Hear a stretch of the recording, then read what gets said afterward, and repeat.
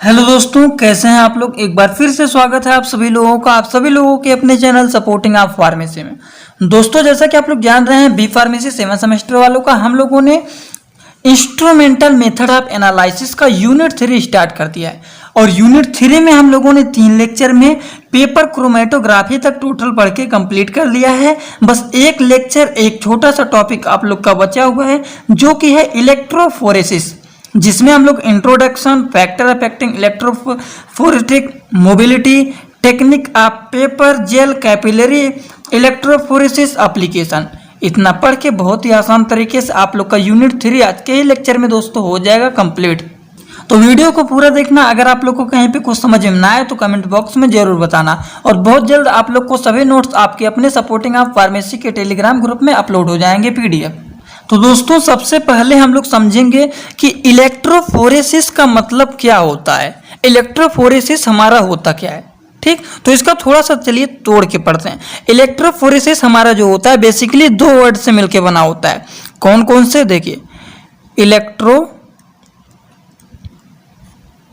Plus phoresis, ठीक। तो आप लोग इसमें सबसे पहला पॉइंट लिख सकते हैं कि electrophoresis is derived from 2 word. कौन कौन से, इलेक्ट्रो प्लस फोरेसिस। अब इलेक्ट्रो का मतलब क्या होता है, इलेक्ट्रो का मतलब आप लोग समझिए, इलेक्ट्रो का मतलब होता है इलेक्ट्रिक फील्ड। Electric field. अब इलेक्ट्रिक में हमारे क्या क्या होते हैं, बेसिकली इसमें 2 चीज होते हैं। एक होता है हमारा कैटायन और एक हमारा क्या होता है, एनायन। एनोड और कैथोड के बारे में आप लोग को पता है कि नहीं, वही हमारा होता है। एक होता है एनायन और एक होता है कैटायन। ये तो हमारे हो गए किसमें, इलेक्ट्रिक फील्ड में। अब फोरेसिस का मतलब क्या होता है दोस्तों, समझिए। ये आप लोग को थोड़ा सा यहीं पे समझा देता हूं, इसी कॉन्सेप्ट से आप लोग टोटल समझ में आ जाएगा क्या होता है, ठीक। फोरेसिस का मतलब क्या होता है, फोरेसिस का मतलब होता है माइग्रेशन।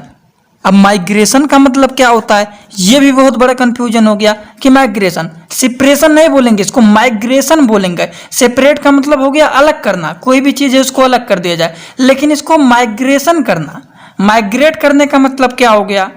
जैसे यहाँ पे आप लोग को बता देता हूं, ये कोई हो गया लड़का, ठीक। ये कोई मान लीजिए लड़का हो गया, और यहाँ पर ये कोई हो गई, कौन हो गई है, आप लोग स्ट्रक्चर देख के बताइए ये कौन है। ये कोई हो गई लड़की। अब लड़के लड़की एक पास बैठे हुए हैं, उसके बाद टीचर आए, कह दे आप अपने साइड बैठिए और आप अपने साइड आकर के बैठिए। दोनों का अलग अलग रो बना हुआ है, कह दे आप इसके अपने पास बैठिए, आप अपने पास बैठिए, तो ये दोनों अपनी अपनी जगहों पर चल जाएंगे। यही प्रोसेस हमारा होता है माइग्रेशन।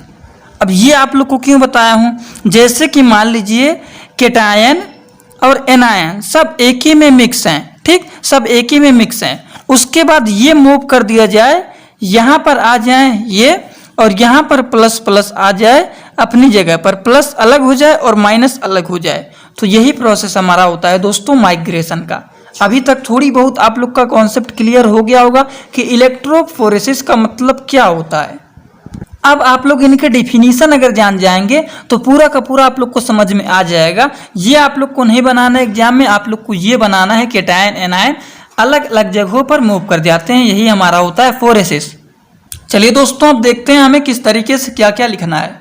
तो चलिए दोस्तों, हेडिंग डालते हैं इलेक्ट्रोफोरेसिस। पहली बात आप लोग को बताया है, ये 2 वर्ड से होते हैं, डिराइव किए गए हैं। Electrophoresis it is derive from 2 word.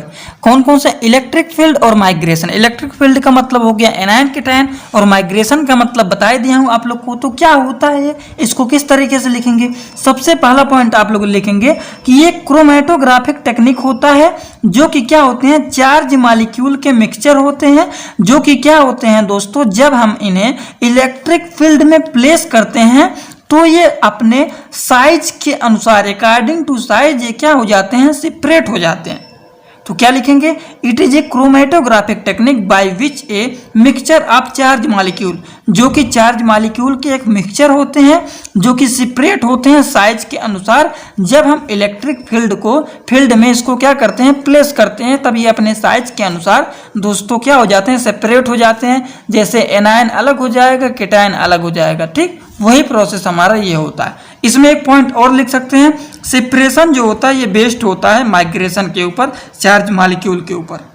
ये चार्ज मॉलिक्यूल्स के माइग्रेशन के ऊपर क्या होते हैं, ये सेपरेशन बेस्ड होते हैं।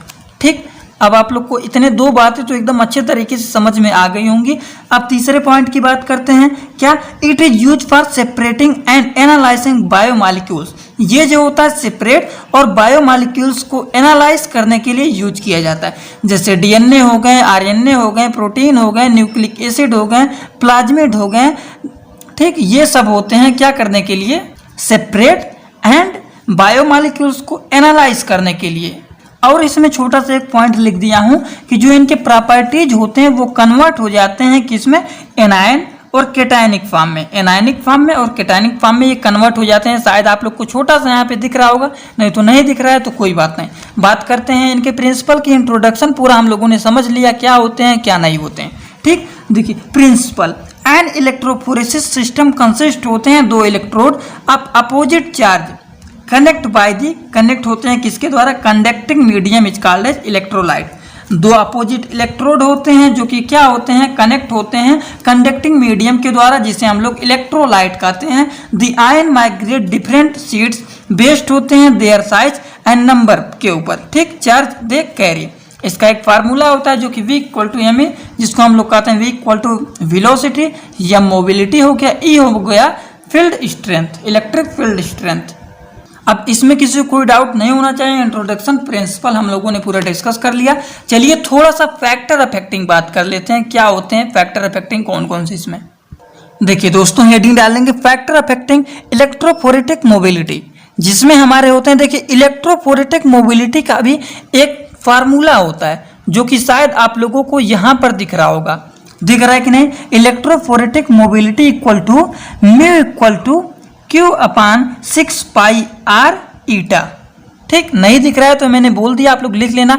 जहां पर म्यू इक्वल टू क्या होता है, इलेक्ट्रोफोरेटिक मोबिलिटी, Q हमारा क्या होता है, net charge on the atom, R हमारा जो होता है वो रेडियस होता है आयन के, 6 पाई जो होते हैं वो कांस्टेंट होते हैं, ईटा क्या होता है, विस्कोसिटी ऑफ द सॉल्यूशन। इतनी बात आप लोग को समझ में आ गया। तो चलिए फैक्टर की बात कर लेते हैं, कौन कौन से होते हैं। एक होता है नेचर ऑफ आयन, जिसमें साइज शेप चार्ज होते हैं। इलेक्ट्रिक फील्ड होते हैं, जिसमें कौन कौन से करंट हो गया, पोटेंशियल डिफरेंस हो गए, रेसिस्टेंस हो गए। इन्वायरमेंटल कैरेक्टरिस्टिक्स होते हैं, जिसमें हमारे pH आते हैं, टेम्परेचर आते हैं, इलेक्ट्रोलाइट आते हैं, कंसंट्रेशन, और लास्ट इसमें फैक्टर जो हमारा होता है वो होता है मीडियम। ये 4-5 पॉइंट इनके हो गए फैक्टर अफेक्टिंग इलेक्ट्रोफोरेटिक मोबिलिटी। अब दोस्तों अगर इनके बारे में थोड़ा बहुत डिटेल लिखना चाहते हैं तो यहाँ पे देखिए बहुत ही आसान तरीके से इनके बारे में डिटेल लिख दिए हैं। इसको अगर लिखना चाहते हैं तो वीडियो को रोक करके लिख सकते हैं। जैसे नेचर ऑफ आयंस में हमारे साइज हो गए, शेप हो गए, चार्ज हो गए, तो इनके बारे में एक एक लाइन बस डिस्कस कर दिया हूँ। दूसरा हमारा इलेक्ट्रिक फील्ड हो गया, इसमें सबसे पहला है करंट, दूसरा है पोटेंशियल डिफरेंसेस और तीसरा है रेसिस्टेंस। ठीक, तो यहाँ पे पहले लिखिएगा करंट के बारे में, उसके बाद दूसरा पॉइंट हमारा पोटेंशियल डिफरेंसेस है और तीसरा इसका पार्ट है रेसिस्टेंस। बस यही आप लोग को लिख लेना है। और तीसरा हमारा है इन्वायरमेंटल कैरेक्टरिस्टिक्स, जिसमें मैंने आप लोग को बताया है pH होता है, टेम्परेचर होते हैं, मीडियम होते हैं, ये सब इन्वायरमेंटल कैरेक्टरिस्टिक्स में आते हैं। इनके बारे में 2-2 लाइन लिखना चाहते हैं लिख सकते हैं। मीडियम के बारे में भी 2-3 लाइन लिख सकते हैं। नेक्स्ट हमारा जो आता है दोस्तों इंपॉर्टेंट पॉइंट, वो है एप्लीकेशन। एप्लीकेशन क्या होते हैं, ये यूज किए जाते हैं DNA sequencing, analysis of antibiotic, chiral analysis, assays of codeine analysis of carbohydrate, diagnosis of hereditary disease, ये सब के लिए ये यूज किए जाते हैं। ये इनका 2 पॉइंट, एक पॉइंट बहुत छोटा सा है जो कि है इसका एप्लीकेशन। एडवांटेज और डिसएडवांटेज भी बहुत छोटे इनके होते हैं। जैसे कि एडवांटेज में सबसे पहला एडवांटेज है रिप्रोडक्टेबल, उसके बाद give a good separation of protein. ठीक, और डिसएडवांटेज क्या होता है, ये कॉस्टली होते हैं, माइक्रोमॉलिक्यूल्स एंड डिफिकल्ट इवेल्युएट होते हैं। ठीक, ये इनके हो गए एडवांटेज और डिसएडवांटेज। अब आप लोग को नेक्स्ट पॉइंट पढ़ना है टेक्निक्स ऑफ पेपर इलेक्ट्रोफोरेसिस।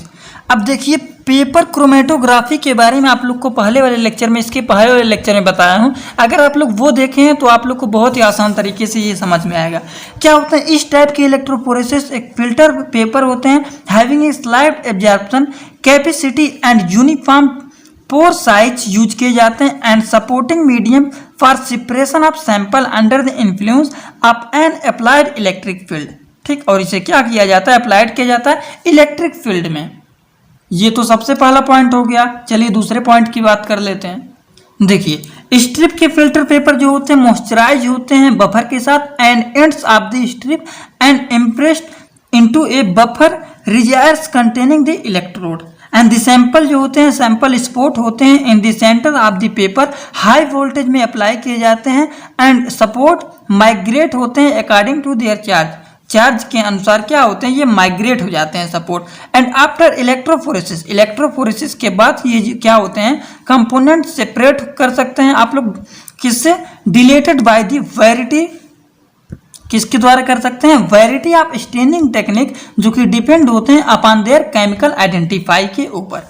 इनके भी कुछ एप्लीकेशन होते हैं दोस्तों। हम लोग किसकी बात कर रहे हैं अभी, टेक्निक्स ऑफ पेपर इलेक्ट्रोफोरेसिस, जो कि आपके सिलेबस में दिया गया है। एप्लीकेशन क्या होते हैं इनके, serum analysis, muscles protein, myosin, egg protein, milk protein, have been analysis, ये सब क्या किया जा सकता है, analysis. Snake venoms also analysis, ठीक, इनके विनोम्स भी इसमें एनालाइज किया जाता है। इनके एडवांटेज भी कुछ होते हैं, डिसएडवांटेज भी होते हैं। एडवांटेज क्या होता है, very sharp resolution is obtained and it is most suitable होते हैं फॉर सेपरेटिंग एक्सपेंसिव सैंपल को सेपरेट करने के लिए ये मोस्टली क्या होते हैं, सूटेबल होते हैं। डिसएडवांटेज, ये बहुत ज़्यादा टाइम ले लेते हैं, जैसे कि 14 से 16 घंटे तक। उसी तरीके से हमारा जेल इलेक्ट्रोफोरेसिस भी होता है। इसमें क्या होता है, जेल इलेक्ट्रोफोरेसिस में इन्वॉल्व होते हैं the usages of gel use किए जाते हैं supporting media for separation of DNA RNA को सेपरेट करने के लिए या फिर प्रोटीन को सेपरेट करने के लिए under the influence of electric charge. पहला पॉइंट हो गया। दूसरा जेल इलेक्ट्रोफोरेसिस का पॉइंट है, it is usually perform for the analyting purpose. ये यूजली ज़्यादातर क्या किया जाता है, परफॉर्म किया जाता है किसके लिए, एनालाइटिकल पर्पज के लिए। This is most commonly use electrophoresis in biotechnology laboratories. ये ज़्यादातर इलेक्ट्रोफोरेसिस बायोटेक्नोलॉजी के लेबोरेटरीज में क्या किए जाते हैं दोस्तों, यूज किए जाते हैं जेल इलेक्ट्रोफोरेसिस। इनके प्रिंसिपल क्या होते हैं, चलिए वो जान लेते हैं। देखिए प्रिंसिपल क्या होता है, when a potential differences is applied, जब पोटेंशियल डिफरेंस अप्लाइड होते हैं across the electrode a of horizontal electrophoretic tank containing agarose gel and biomolecules are loaded then they get separate. तब क्या होते हैं, वो सेपरेट हो जाते हैं according to their molecule size के अनुसार ये क्या हो जाते हैं, सेपरेट हो जाते हैं और वो मूव करने लगते हैं सस्पेंसिव इलेक्ट्रोड। ठीक, इनके कुछ एप्लीकेशन होते हैं, 2-4 पॉइंट यहाँ पे एप्लीकेशन दिया गया है। इसको लिखना चाहते हैं तो वीडियो को रोक करके लिख सकते हैं, नहीं तो पीडीएफ आप लोग को शेयर कर दूंगा। जैसे कि determination of size of DNA molecules हो गया, एनालिटिकल पीसीआर प्रोडक्ट हो गए, estimation of the DNA quantity and quality हो गए। उसके बाद use in the field of forensic science, microbiology and biotechnology. इसी तरीके से एक इलेक्ट्रोफोरेसिस इसमें और दिया गया है आपके सिलेबस में, जो कि है कैपिलरी इलेक्ट्रोफोरेसिस। हम लोगों ने दोस्तों अपना सिलेबस एक बार निकालिए। सिलेबस में हम लोगों ने देख लिया technique of paper electrophoresis, gel electrophoresis, अब लास्ट हमारा है कैपिलरी इलेक्ट्रोफोरेसिस। उसके बाद एप्लीकेशन देखेंगे, द एंड हो जाएगा। देखिए कैपिलरी इलेक्ट्रोफोरेसिस होता है, ये क्या होते हैं, नैरो बोर्ड ट्यूब होते हैं, मतलब बहुत ही पतला ट्यूब होते हैं। Is employed to separate the samples based on their size into ratio size, और इनके रेशियो पर ये क्या होते हैं, बेस होते हैं separation. One of the major advantage, इसका एक मेजर एडवांटेज होता है कैपिलरी इलेक्ट्रोफोरेसिस का over another separation technique is the ability to separate both charge and non charge molecule. उसके बाद इसी तरीके से 2-3 पॉइंट दोस्तों दिए गए हैं, इसको आसान तरीके से लिखना चाहते हैं तो लिख सकते हैं, नहीं तो नोट्स आपको शेयर कर दूंगा। द सैंपल सॉल्यूशन जो होते हैं इसका इंट्रोड्यूस होते हैं कैपिलरी स्मॉल प्लग में। ठीक, ये तो आप लोग पहले पॉइंट में ही समझ गए कि ये बहुत ही पतला होता है, नैरो बोर ट्यूब होते हैं कैपिलरी। ठीक, एडवांटेज इनके क्या होते हैं, हाई सेपरेशन इफिशियंसी होते हैं, शार्ट एनालिसिस टाइम, बहुत कम टाइम में एनालिसिस हो जाते हैं, लो सैंपल एंड इलेक्ट्रोलाइटिक कंजम्पशन होते हैं, लो वेस्ट जनरेशन होते हैं। डिसएडवांटेज इनके क्या होते हैं, due to some small diameter of capillary tube resolution is not always paper. Application last क्या है, analysing of food and pharmaceutical product, ये इसका हो गया एप्लीकेशन। अब इसमें 2 पॉइंट आप लोग के लिए और जोड़ दिया हूँ, इलेक्ट्रोफोरेसिस का क्लासीफाई और इंस्ट्रूमेंटेशन, जो कि सिलेबस में अभी दिया नहीं गया है, लेकिन शायद अगर पूछ ले तो ये आप लोग लिख सकते हैं। इसमें एक होता है हमारा जोन इलेक्ट्रोफोरेसिस, दूसरा हमारा होता है moving boundary electrophoresis. Zone electrophoresis में क्या आता है, paper electrophoresis, gel electrophoresis, thin layer electrophoresis, cellulose acetate electrophoresis. Moving में क्या आता है, कैपिलरी इलेक्ट्रोफोरेसिस, आइसोटोकोफोरेसिस, उसके बाद इम्यूनो इलेक्ट्रोफोरेसिस, आइसोइलेक्ट्रिक इलेक्ट्रोफोरेसिस। ये 4 इसके हो गए, 4 इसके हो गए जोन के और मूविंग बाउंड्री के। ठीक, इंस्ट्रूमेंटेशन कौन कौन से होते हैं, बफर टैंक होता है, बफर सॉल्यूशन होता है, इलेक्ट्रोड होता है, पावर सप्लाई होते हैं, सपोर्ट मीडिया होते हैं, ये इनके इंस्ट्रूमेंटेशन होते हैं। तो देखिए दोस्तों, थोड़ा सा ट्रेलर दिखा दे रहा हूँ यूनिट 4 आप लोग का बहुत जल्द गैस क्रोमेटोग्राफी स्टार्ट हो जाएगा। बस आप लोग को इसमें 2 चैप्टर पढ़ने रहेंगे, gas chromatography, high perform liquid chromatography. बहुत जल्द कंप्लीट करवा दूंगा आपका इंस्ट्रूमेंटल मेथड ऑफ एनालिसिस। तो वीडियो को पूरा देखिए, कुछ समझ में ना आए तो कमेंट बॉक्स में जरूर बताइए। ये सब पूरा थ्योरेटिकल सब्जेक्ट है, 1 से 2 बार पढ़ लेंगे टोटल समझ में आ जाएगा। तो चलिए दोस्तों, वीडियो अच्छा लगा तो वीडियो को एक लाइक जरूर कर देना, अपने सभी दोस्तों के पास शेयर कर देना। Thanks for watching my video, like comment share and subscribe this channel.